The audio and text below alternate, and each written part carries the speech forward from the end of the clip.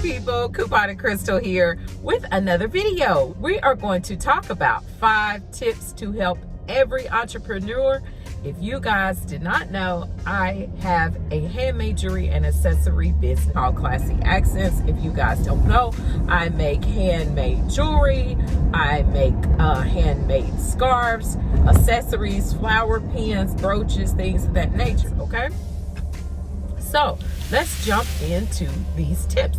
Now, I've actually been in business since 2007, okay? So during that time, I've had 2 storefronts. I've been online. I've learned from some mistakes. I would love to share it with you guys. I hope it will encourage you to want to venture out into entrepreneurship, okay? All right, so let's get started. The first tip, number 1, is going to be your baby is not everybody's baby. I'm giving you these funny titles because I want it to stick in you guys' minds when you're out and when you're doing your business. I want the funny things that I say to pop up in your brain and you be like, oh, I remember what Crystal said.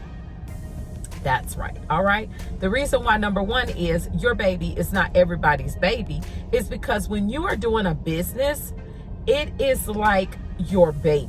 You understand what I'm saying? If you've ever had children, your baby, you don't want everybody holding your baby. You want everybody breathing their germs on your baby. You don't want everybody in your baby face, okay? You just got certain people that you let hold your baby, and you definitely ain't letting everybody touch your baby and hold your baby, okay, and feed your baby. It's just certain things you're gonna do with a newborn, all right? And your business is no different, okay? God has given you the idea and it's birthing out through you. So therefore, you're not gonna just trust everybody with it. Now, with that being said, you've got to keep in mind that everyone is not going to be in love with your business like you are, meaning because you're on fire for your business and you want to take the idea and you want to run with it, don't get upset with your family when they're not on board, okay? This is a learning lesson here. Please pay attention, okay? Now, my daughters, you guys know I have twin daughters, right? So that means they're the same age, okay? When I first started the first store, all right, I opened the first store in, 2011? 2011, opened the first store, okay? And I was so excited. The store was doing great. Amber at the time had went to Charlotte for college, okay? Amity was still in Greensboro, High Point area, okay? So I wanted to open another store in Charlotte because I knew that the idea had taken off here, and I just knew it was just going to really take off in Charlotte, okay? Because in my opinion, people there, it's a larger city. To me, they're a little more image conscious, and a lot of my target market I felt would be in that area. So what I wanted to do, I wanted to open a store and I wanted them to run it, okay? I don't feel they were on board with that. And they probably maybe just wasn't, sure of all the details, or I can't even put it on them. I'm going to simply say is that it was a time and a season for all things, and it just wasn't the time and it just wasn't the season, okay? But not saying that they did not support in my business at that time, but they did. But because it's not their business, it's not their idea, don't be upset when they're not just ready to just take off with it, stay up all night, make stuff because you want to stay up all night and make stuff. Yeah, don't get mad. They won't go sleep. And you want to stay up all night and make stuff because you got a show. Or you got a sale, or you got a pop-up shop, or you got to put all these orders out. I'm just saying, don't be upset. Don't take it personally, okay? Number 2. All right. Number 2 is enlist help when needed, okay? Now, that's not to contradict what I just said in number 1. But number 2 is wisdom, okay? Enlist help when needed. If you don't enlist help when needed, then you're not going to be able to be as productive. You got to have discernment to know, okay, when can I delegate out tasks and when should I not, okay? Now, of course, if you're a new entrepreneur, you are new to your business, you might can't afford to actually pay a monetary price to people, okay? But you might have another entrepreneur that you have teamed up with, another person is self-employed. Maybe you guys can do the barter system. Maybe you can, I can give you this and you give me that. We can trade off for this. There's ways to do it, and there's ways to be able to, okay, now, say for instance, I'm going to use couponing for example, because of course this is a couponing channel. So let's use couponing for example, okay? Now, let's say for instance, y'all know I'm driving now, I got to pay attention. Now, let's just say for instance, you are a couponer, okay? You got a business, but you're a couponer. You better pay them with some product, okay? Pay them with some product.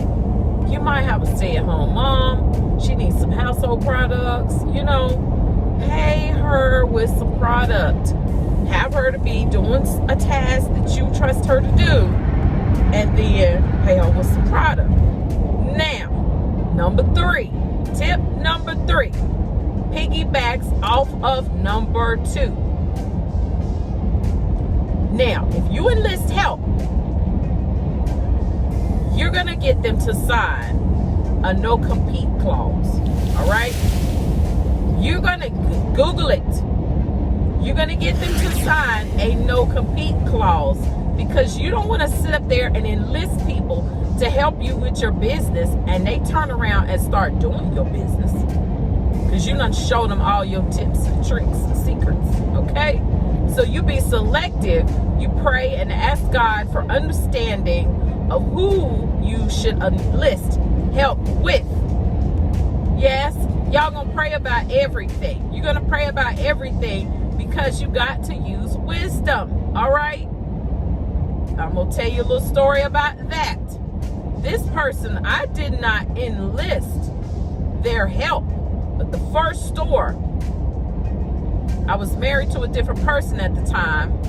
He's deceased, all right?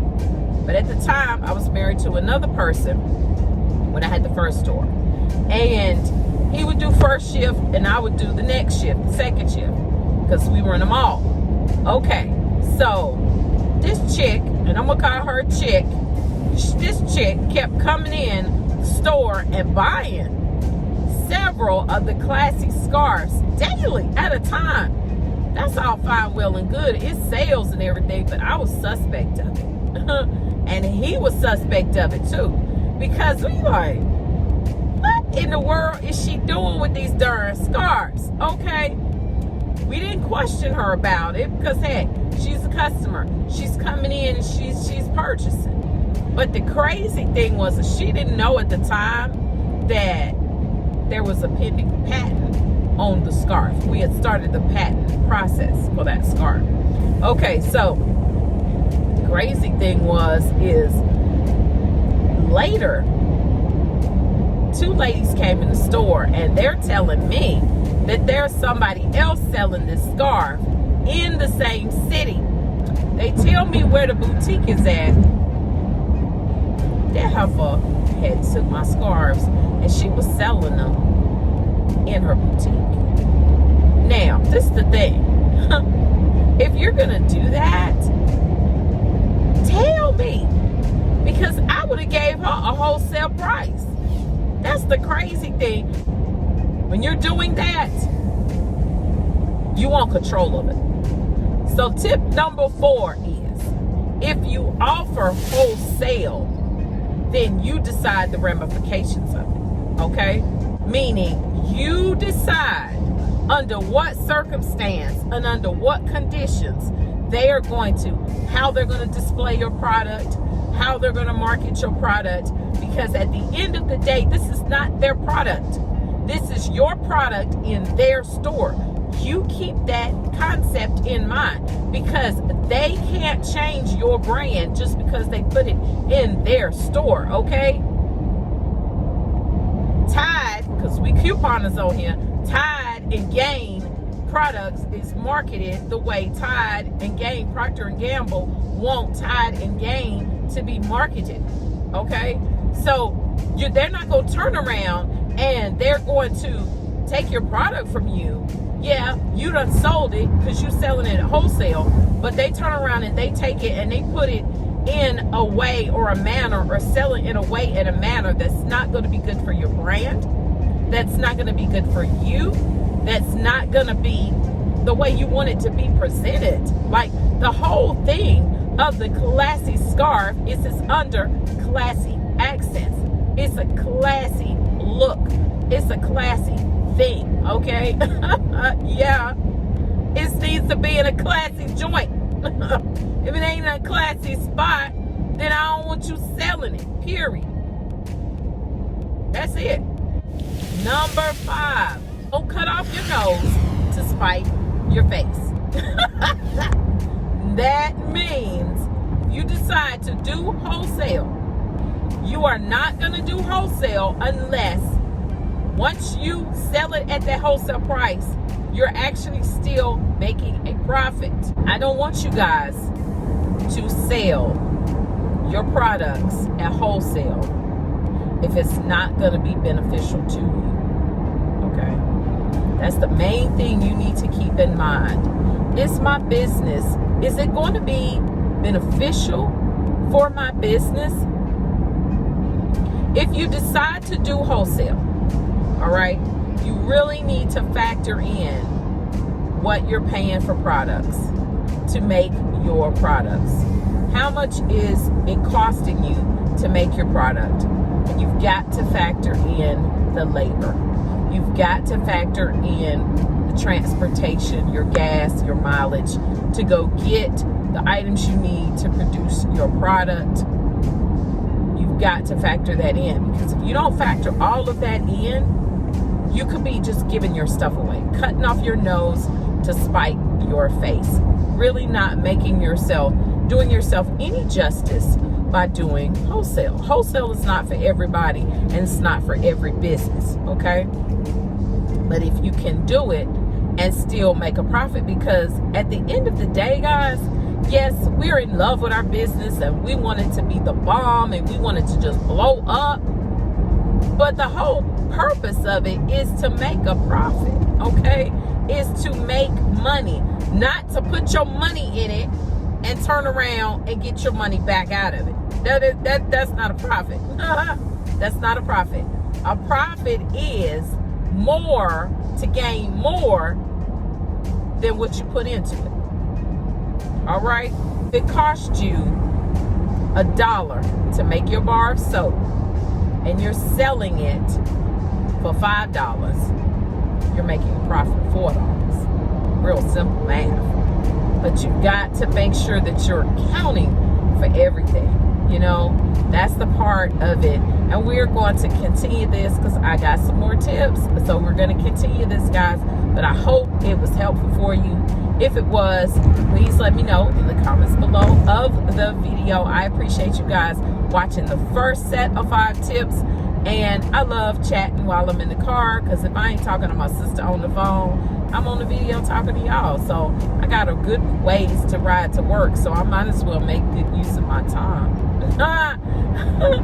That's it. Let me know in the comments below, guys, if you are running with your business, and I hope you are. If you have learned anything by doing your business, guys, please leave those pearls of wisdom below in the comments below of the video. I'm sure everyone will appreciate you sharing what you've learned. Sharing is caring, and if you knew better, you do better. So sometimes you don't do any better because you don't know any better. But if somebody else done learned it, you can catch it, take that wisdom and run with it. It's a win-win, okay? So I'm getting off of here. Remember, click to save, and you will be amazed. Bye-bye.